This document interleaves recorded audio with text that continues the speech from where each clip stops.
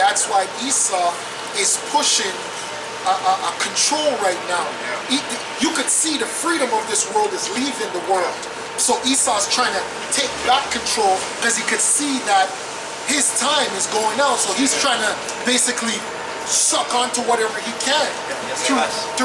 Esau's done playing. Esau's done playing. You know what I mean? Like Esau's gonna start telling you guys there's a curfew, there's this, there's that. Like he's gonna cut off a lot of shit. Right now, like I was watching this thing for the city of Toronto. People are complaining about them building the garden all till 11 in the night. These guys are jackhammering. What the fuck? They don't care about you people no more. They don't. And it says, verse 7, a time to rend and a time to sow and a time to keep silence. And everybody does that when it's a time to rent. When you're losing, you try to hold on to as much as you can, right? But you're still losing, you know? Like, and that's a terrible place to be, like, in a relationship as well. When you're about to lose your woman, you know what you do? You try your hardest to try and keep the bitch. And the bitch is trying to leave even harder. Now you love me. And you know what? Now you love me. That happens when you're losing power. When you're losing power. Exactly. That's the whole point. Exactly. Because Esau is losing power, so and that's why he's going to be wild. Hey, well, look at what was the example in Daniel, where Go ahead. the king of Persia, when the writing came on the wall, and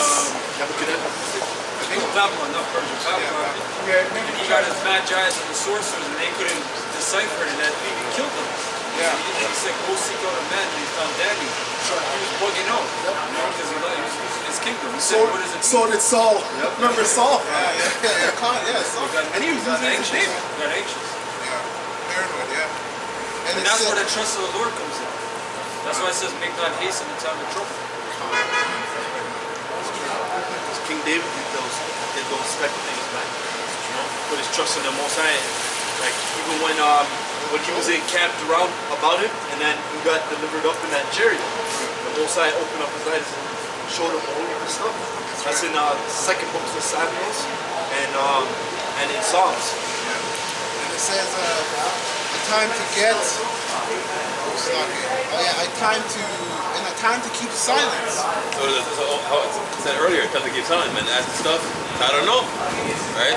Before I was talking a lot, you guys don't want to hear. So I'm gonna be silent now. You know? You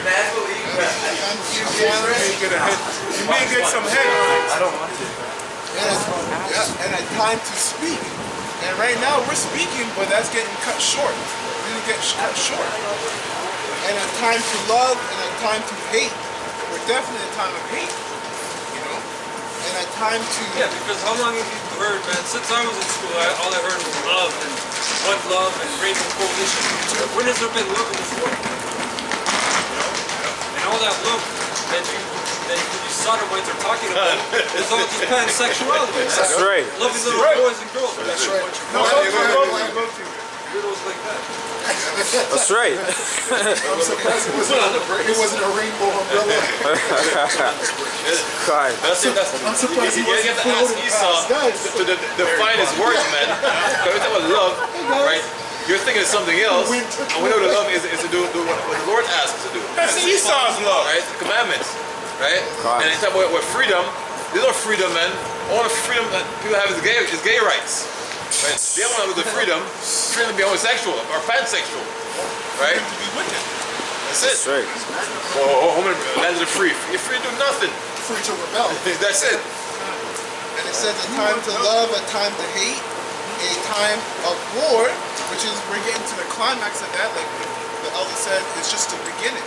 And you niggas who were on the sign, put it back on the sign for the niggas to know who they are. Yeah, you niggas. The Negroes, West Indians, the Haitians, all the way down to Mexico. You think that your way to prepare for war is going to be like Esau. I put a video in the group chat, and Esau's learning with the gun. That's not how we prepare for war. We prepare for war mentally, spiritually. That's how we prepare. We prepare the way the scripture says. Right? It says knowledge. When you read Exodus, Joshua, Samuel, there's no, like, we had armies, but there's no scripture that shows we trained. You know what I mean? We marched, attended Hajj.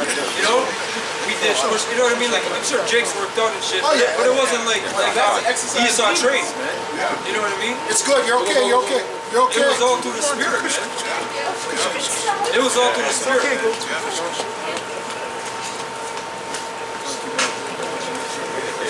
And it says, It was all through the spirit, man. Matter of fact, a good story is the story of Gideon, man. That's one of my favorite stories. Because the Lord, he had too many men. Yeah, he had concubines. The Lord had, he got displeased because he said, look, there's a lot of guys for you. He said, so look, I'm going to do this. You're going to go to the river, right? That's in the book of Judges, right? Yep. I'm going to go to the river, and whoever drinks like a normal man, you're going to cut him off. But whoever goes on their knees and laps the water like a dog, you're going to bring them. And they're going to fight. And there was only 300 men. And he said, okay, that's the men. So he cut out a large number, and he said, it's not about the number, man. It's about, the Lord and the faith that you have in the Lord, man. It's the power. Well, when I think Samuel was looking for a new king for Israel, and he was looking for David, and he was going through men, and the Most High said it was him, and David didn't look of stature or anything like that, but the Most High said to Samuel that the Most High looks in the inward parts. Well, his father, he said, I I forget how many brothers. Yeah. But when Samuel's like, you don't have anyone else? And he's like, oh yeah, well I got one more son, but he's just the keeper of the sheep or whatever, He's the smallest and he's the youngest. And he said, well that's the king, right? He's like, did you see my firstborn? yeah, exactly. And okay, so a time to hate, a time of war, and a time of peace, right? And we're not going to see peace until Yahushua gets here. Hold on, what was that fact about America? It's been at war for 230. 200 some, basically almost Since the inception. 239 years and 222 wars. Yeah. Yeah, that's great. Yeah, that's it on that. I have a quick precept. Yeah, so this is 1 Peter 5 and 8.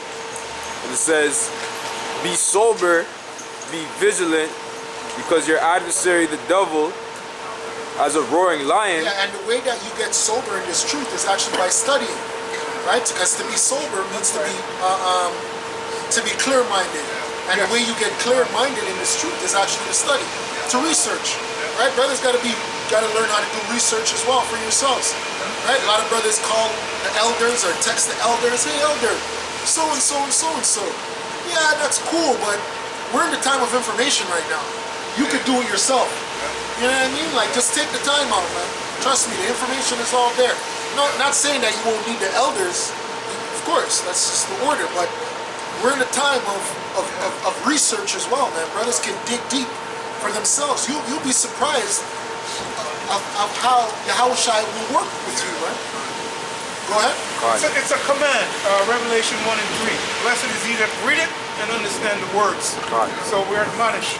And that's why the elders saying, yeah, it's not an issue if we call him, but it's a command, right? That we do that. Right? Cry inside. It's the same thing. It says, Go ahead, outside. It says, be sober, be vigilant, because your adversary the devil, as a roaring lion, walketh about, seeking whom he may devour. Man, Esau's working triple time, overtime, triple time. You got to be studying every day. You got to be studying every day, putting in the work and applying what you know. Like I was told that wisdom is experience. So if you know as much as you know and you're never applying it, when all hell breaks loose, how are you gonna know how to trust the Most High if you never experienced what you know? I mean, it's good to do it now because right now you got a little bit leeway. You're not by yourself. You do not know what's gonna happen.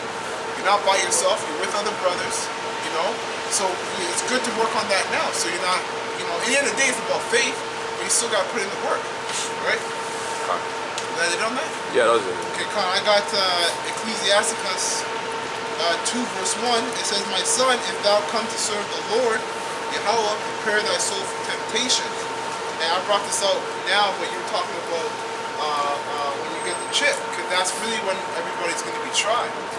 It's our temptation, right? Because you said when we had to get debit cards, everybody got them. That's very true.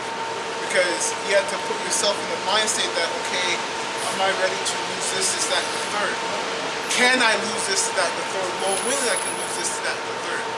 And also, when I think Paul said, when I'm a base,